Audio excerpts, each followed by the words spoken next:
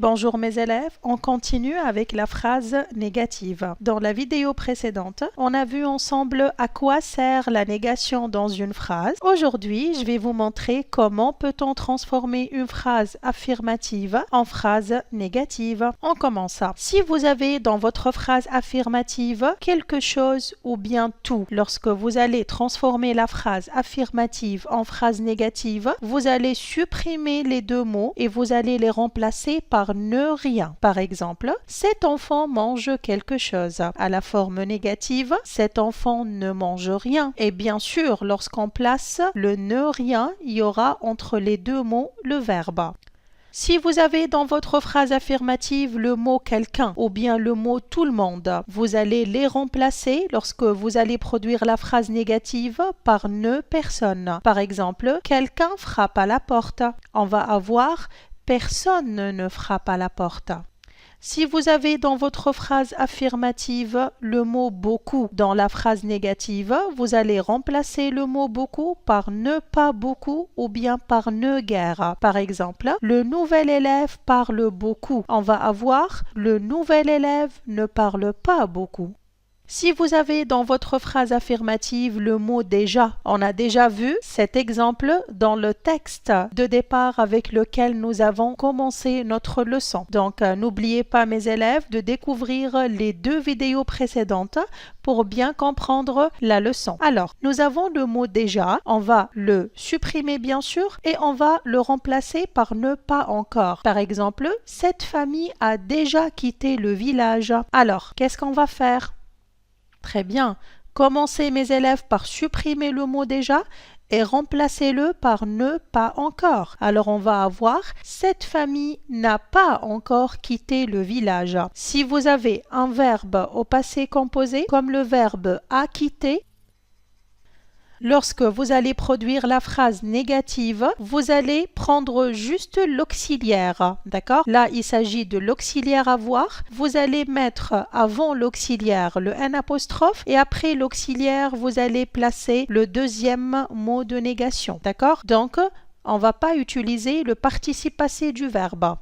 On continue. Lorsque vous avez le mot toujours dans votre phrase affirmative, vous allez le remplacer par ne jamais. Par exemple, ce chien obéit toujours à son maître. Comme d'habitude, on va supprimer le mot et on va le remplacer par ne jamais. Qu'est-ce qu'on va avoir? Ce chien n'obéit jamais à son maître. D'accord? On continue. Nous avons le mot encore. Qu'est-ce qu'on va faire? Si vous trouvez le mot encore dans votre phrase affirmative, vous allez barrer le mot et vous allez le remplacer par ne plus. Par exemple, ces enfants taquinent encore leurs camarades. On va avoir ces enfants ne taquinent plus leurs camarades. Pour le mot suivant, si vous avez quelque part ou bien partout, vous allez le remplacer par ne nulle part. Par exemple, les clés se trouvent quelque part. Vous allez barrer le mot et vous allez le remplacer par ne nulle part. Les clés ne se trouvent nulle part. Un autre mot, si vous avez et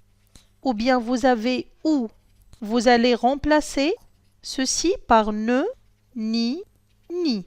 Par exemple, elle mange du beurre et de la confiture.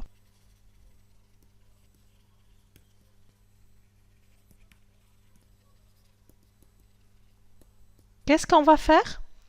On va barrer bien sûr le et. Qu'est-ce qu'on va avoir? Elle ne mange ni beurre ni confiture. Qu'est-ce qu'on va avoir alors comme phrase négative? On va avoir elle ne mange ni beurre ni confiture. Est-ce que vous avez remarqué quelque chose? Réfléchissez un peu.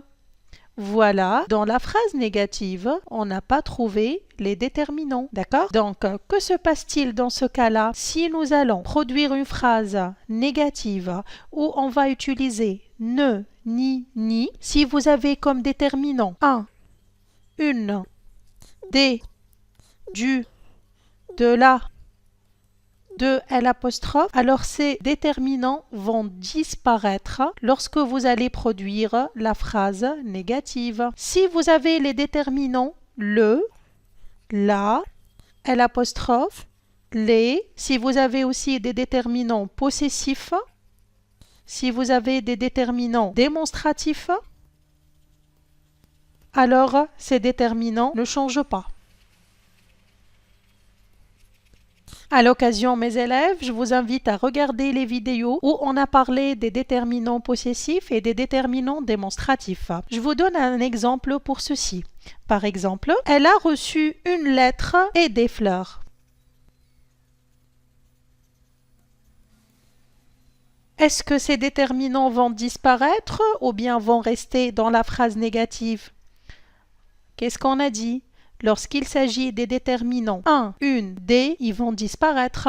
Alors qu'est-ce qu'on va avoir? On va dire « Elle n'a reçu ni lettre ni fleurs ». Je prends un autre exemple. J'aime la musique et la danse.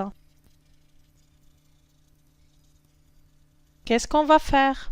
Puisqu'il s'agit des déterminants la, le, l'apostrophe les, ces déterminants ne changent pas dans la phrase négative. On va les garder. Qu'est-ce qu'on va dire? Je n'aime ni la musique ni la danse.